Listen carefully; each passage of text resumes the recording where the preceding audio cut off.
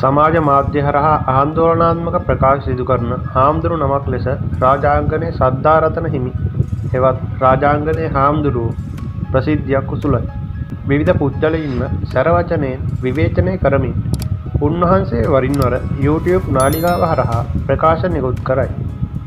අනෙකුත් YouTube කරුවන් කිහිප දෙනෙක්ව හා හාමුදුරුවරුන් කිහිප දෙනෙක්ව නිරන්තරයෙන් විවේචනය කරන උන්වහන්සේ දේශපාලකයින්වද දැඩි ලෙස විවේචනය කරයි. මෑතකදී උන්වහන්සේ අයත් වූ නිකායෙන්ද උන්වහන්සේව නිරපා තිබුණි. කෙසේ වෙතත් දුප්පත් මිනිසුන් වෙනුවෙන්ද නිරන්තරයෙන් උදව් උපකාර උන්වහන්සේගේ මැදිහත් වීමෙන් සිදු කරන ආකාරය උන්වහන්සේගේ YouTube නාලිකාව හරහා දැකගත හැකියි.